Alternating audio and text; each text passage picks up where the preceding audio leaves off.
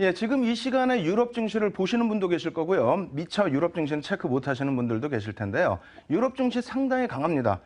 물론 어제 그 반등폭이 그렇게 크지 못했기 때문에 그러한 흐름일 수도 있겠습니다만 어찌됐건 뭐 독일을 기점으로 해서 상당한 탄력적인 흐름이 나오고 있고요. 이에 연동돼서인지 미국 쪽의 흐름도 긍정적으로 선물 흐름 나오고 있습니다. 그렇다면 국내 증시의 경우 왜 이렇게 지지부진한 흐름이 나오는 것인지 이러한 부분에 대해서도 좀 고민을 해봐야 되는데요. 일단 어찌됐건 간에 뭐 글로벌 증시를 통해서 흐름을 전체 추세의 흐름을 놓고 확인하고 그 이후에 국내 증시의 흐름 확인하는 것이 맞을 것 같습니다. 일단 국내 증시 이외에 글로벌 증시의 최근의 흐름, 어떠한 흐름이 진행됐는지 차트를 놓고 보면 설명드리도록 하겠습니다.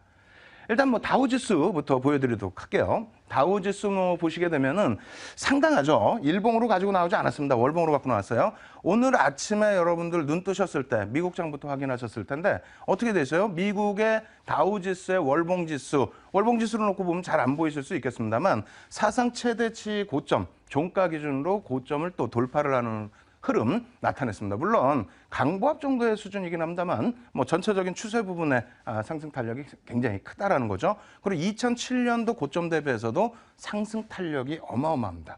이런 것을 놓고 볼 때는 뭐 국내 증시 좀 눌려 있는 부분은 상당히 좀 아쉬운 부분이 있는 거고요. S&P 500 지수 뭐 같은 흐름이다라고 생각하시면 되겠고 역시 마찬가지로 사상 최대치 고점을 오늘 아침 기준에 경신을 해줬습니다. 그리고 나스닥 지수 월봉 차트인데요. 나스닥 지수 같은 경우는 뭐 2007년 고점 대비해서 월등히 탄력적인 시세 분출이 있죠. 이 부분은 IT 거품이 붕괴되기 직전, 그러니까 IT 거품이 났을 때 그 고점까지도 뚫고 올라가는 흐름이고요. 독일 지수 마찬가지입니다. 지금 독일 지수는 일봉으로 놓고 보시게 되면은 이 꼭지 라인에서 월봉의 꼭지 라인에서 음봉 하나 떨어진 거 있죠? 이 부분이 일봉으로 놓고 보시게 되면은 추세 하락으로 일부 비춰지는 범위가 있습니다만 실질적으로 월봉으로 놓고 보시게 되면은 여전히 상승 각도가 상당히 가파르게 진행되고 있고요. 오늘 기준에서도 역시 마찬가지로 1%대 이상의 지금 상승 탄력을 나타내주고 있기 때문에 뭐 유럽이나 미국 쪽의 흐름 긍정적으로 해석하실 수 있겠습니다. 아시아 쪽에서도 뭐 니케이 지수 놓고 보여드릴 텐데 니케이 오늘 역시 2만 포인트 이상에서 마감을 했죠. 그래서 당연히 2007년도 고점을 뚫었고요. 그리고 20년 전 수준의 지수까지도 돌파하고 있는 이러한 추세입니다. 따라서 국내 증시 같은 경우에 놓고 보실 때 어떻게 돼 있어요? 유럽이나 미국 쪽 같은 경우에는 상당히 2007년 대비해서 더 올라섰는데 국내 증시 같은 경우 눌려 있다 보니까 디커플링 아니냐라는 생각까지 가지고 가고 있습니다. 하지만 제가 뭐 3월 달부터 해서 여러분들께 계속해서 말씀드렸던 내용은 사실적인 부분은 디커플링은 좀 아니다. 그러한 부분은 일단 첫 번째로는 상승률의 기준입니다. 상승률 기준에 저점 대비해서 다우존스 지수도 사실은 2002년 말 2003년도 초가 바닥이 되는데 2009년도에 뭐 2008년도에 터진 리먼 브라더스 사태 때문에 2009년도에 저점을 한 번 더 찍죠. 그러한 저점 찍고 난 이후의 흐름 그리고 S&P 500 지수 마찬가지고요.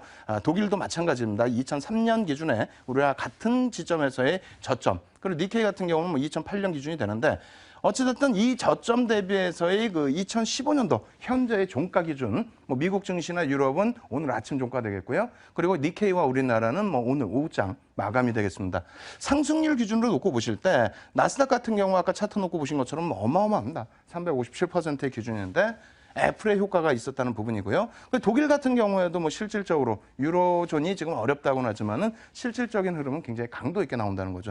여기에 뭐 영국이 빠져 있습니다만 영국 같은 경우에도 어찌 되었던 금리를 인상하겠다 할 정도로 지금 경기 개선폭의 흐름은 굉장히 긍정적입니다.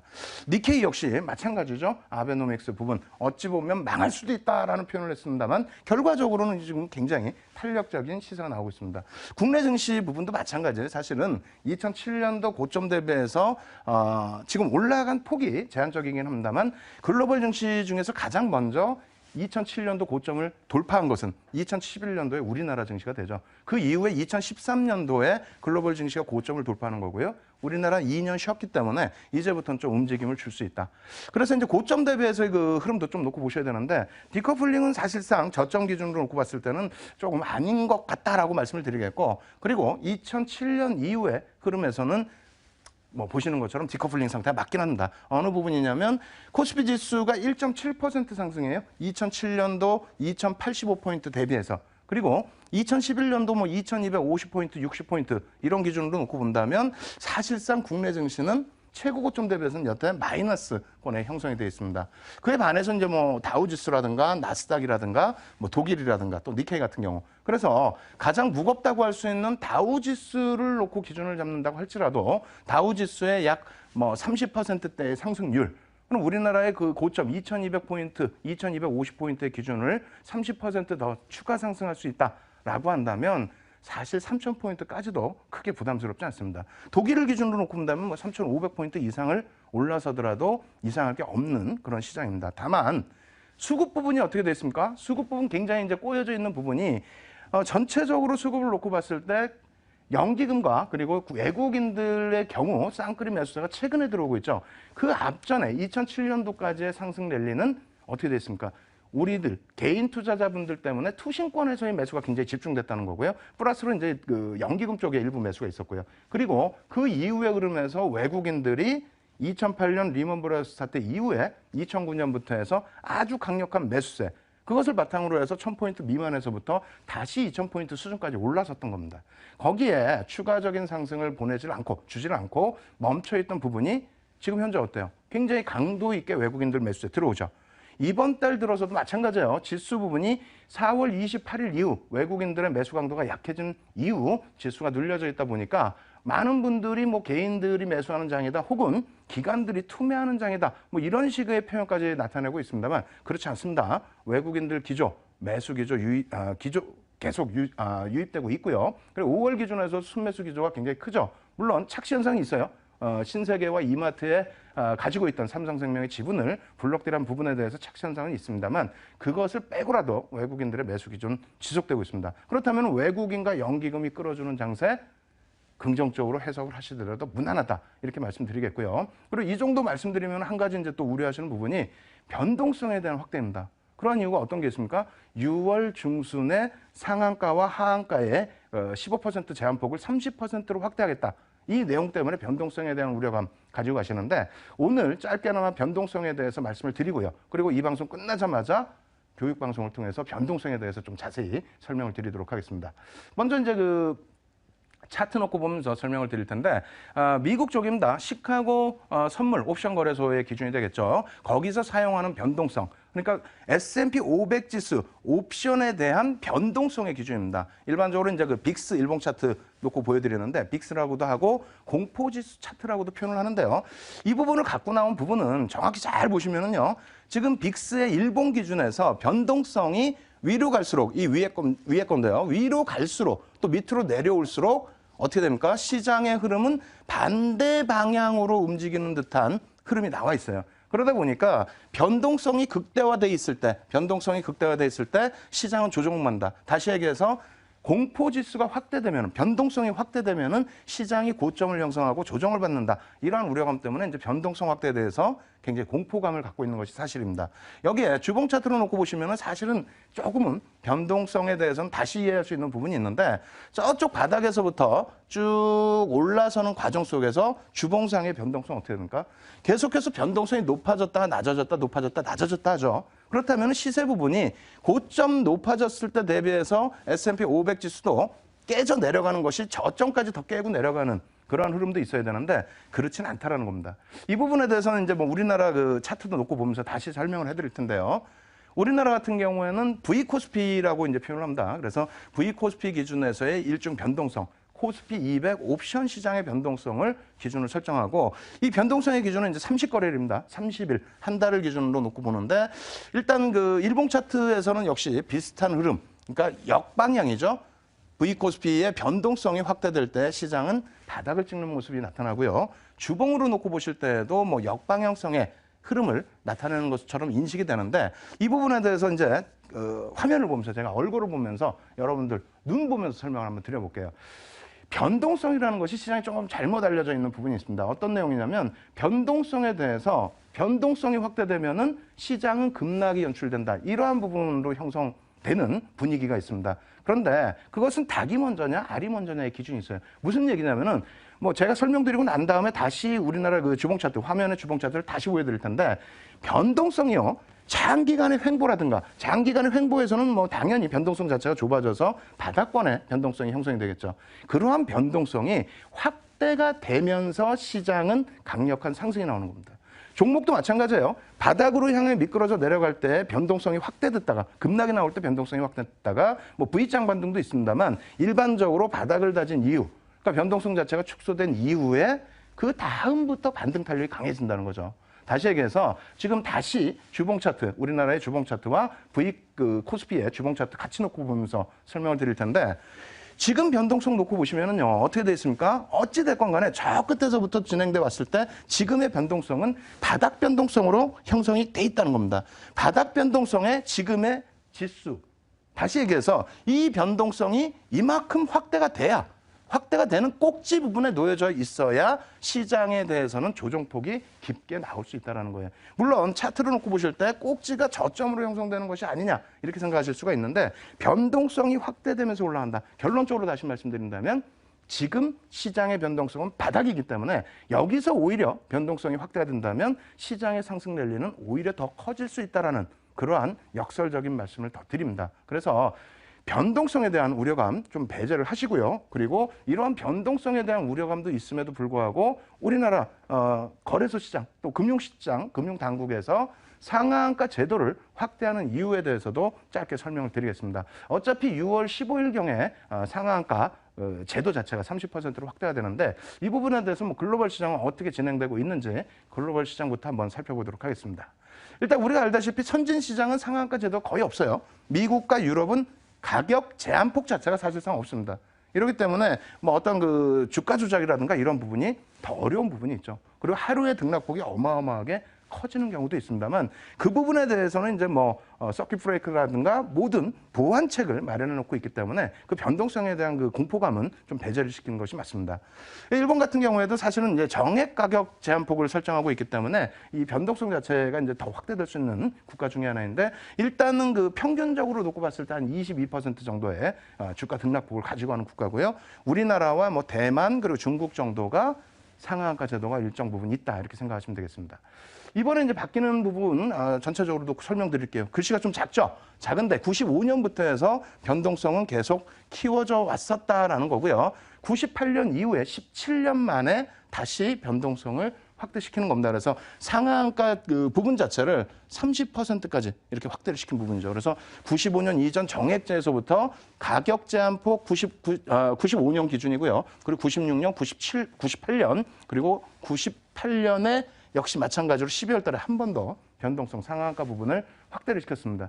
그럼 이 목적이 정부의 의지가 어떤 것인지도 확인을 해봐야겠죠. 그 정부의 의지, 목적 부분이 어차피 오늘 종목 부분에서 또다시 나옵니다. 그래서 그 부분 설명을 다시 드리면은요.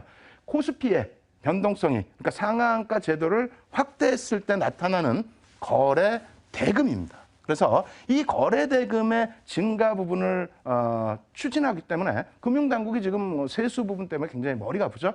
그렇기 때문에 효과적인 어떤 그 거래세의 인하 이런 부분이 가장 큰 재료가 될 수 있는데 그 부분은 좀 막고 오히려 내년부터 해서 선물 시장이라든가 파생 상품에 대한 거래세를 오히려 또 부과하겠다. 이런 내용 때문에 시장을 좀 위축시킬 수 있는 그런 내용으로 오히려 발표하고 세수를 걷기 위해서 사실상은 이러한 부분들을 좀 강조하는 부분이 있다. 그 부분은 금융당국에서도 뭐 공식적으로 얘기하는 부분입니다. 어찌됐건 상한가 폭을 넓히면서 작전 세력도 줄이고 그에 따른 또 거래 대금의 증가를 통해서 세수를 늘리겠다의 기준이 되는 거고요.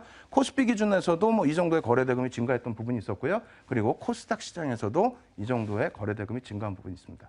결론적으로 다시 쭉 설명을 드리고 그렇다면은 뭐 어떤 업종, 어떤 종목을 놓고 봐야 되는지를 설명을 드릴 텐데 자, 첫 번째 잘 생각해 보세요. 글로벌 증시가 어떻다고요? 미국 증시가 사상 최대치 고점을 뚫었습니다. 일본도 마찬가지로 2만 포인트 이상으로 올려놓고 오늘 마감을 했어요. 그런데 그 부분에 대해서 국내 증시 제한적이죠. 그러다 보니까 미국 증시 강보합으로 끝나지 않았냐 이렇게 생각하실 수도 있는데 유럽 쪽도 지금 상당히 강도 있는 상승 탄력이 나오고 있다는 겁니다. 그래서 국내 증시의 경우에도 외국인의 매수세가 최근 들어서 다시 살아나는 기조이기 때문에 그것과 함께 연기금까지도 매수세가 다시 살아나 준다면은 충분하게 시장 지수 이끌 수 있는 그러한 위치에 놓여져 있다는 것 염두에 두시고요. 그리고 일부 이제 변동성에 대해서 우려하시는 분들, 뭐 신용이라든가 이런 부분도 있겠지만은 상한가 폭의 확대에 대해서 좀 우려가 깊어지시는 분들도 그 부분은 크게 우려하실 필요 없다라는 부분을 설명드린 겁니다. 마지막으로 그에 따라서 그럼 이러한 시장 상황에서 어떠한 업종을 놓고 봐야 되느냐 이렇게 생각하시는 분들이 계시는데 지난번에도 말씀드렸다시피 첫 번째는 사실상은 전기전자 업종입니다. 시가총액 비중 23%의 비중이기 때문에 삼성전자가 오늘 오래간만에 반등이 나오면서 지수의 약 4포인트 정도를 견인했죠. 그러니까 삼성전자가 지수를 견인해주고 그에 따른 시장에 랠리가 나오고 그에 따른 종목군들의 랠리가 이어져야만 오히려 여러분들의 수익률이 더 편안하게 나올 수 있다 이렇게 말씀을 드리겠고요. 그 부분 말고 그 이외의 것들, 그러니까 변동성이 확대되면 어떻게 하느냐라는 질문 주셨을 때 지난주에 언급드린 종목이 있죠. 종목을 한번 놓고 보면서 설명을 드려보도록 하겠습니다. 지난주에 쭉 설명드리면서 이렇게 말씀드렸어요. 이 종목은 왜라는 부분에 있어서 보험주와 금융지주사 놓고 보라고 말씀드렸잖아요. 이 부분이 이 종목입니다. 이 종목인데 삼성생명이에요. 시가총액 20조입니다. 시가총액 20조짜리 종목을 제가 이 상태에서 언급드렸다고 해서 주가가 날아가거나 그러진 않겠죠. 근데 이 삼성생명을 말씀드렸던 이유는 채권 금리에 대한 불확실성, 다시 얘기해서 금융시장에 있어서 어찌됐건 금리 인상은 뭐 기정사실화되어 있는 상황이잖아요. 이렇게 된다면은 글로벌 시장에서도 벌써 자금 투자가 금융주들 쪽으로 집중되고 있습니다. 그렇다면 지금 우리나라 증시 다음 달에 또 변동성 확대에 대한 우려감 이러한 부분이 있다면 지금 금융주들 어떻게 생각하십니까? 굉장히 무겁다고 생각하시죠? 그 무거운 종목에 대한 편입, 그 기준에서 안정적인 추세적인 상승 부분을 가져가셔도 무난하다라는 겁니다. 그래서 금융주들 또 말씀드리면은 무거워 생각하시는데요. 예전 범위 말씀드릴게요. 2004년 6월부터 2006년 6월까지 뭐가 있었다고요? 미국의 금리 인상이 지속적으로 나타났던 시점이죠. 그 미국의 지속적인 금리 인상을 통해서 어떻게 됩니까? 금융주의 랠리가 나왔죠. 그 금융주의 랠리가 코스피 시장 80% 상승할 때 230% 이상의 상승 랠리가 나왔다는 겁니다. 다시 얘기해서 지금은 금리 인상을 목전에 두고 있는 상황이에요. 그런 상황이기 때문에 그 부분에 대한 금융주들에 대한 시각 여러분들이 바꾸셔야 되고요. 말씀드린 삼성생명 더 놓고 보셔야 됩니다. 그 부분에 대해서 추가적인 설명 짧게 설명드리고 나중에 교육방송에서 한 번 더 진행을 해드리겠습니다. 일단 화면 한 번 더 놓고 보여드릴 텐데요.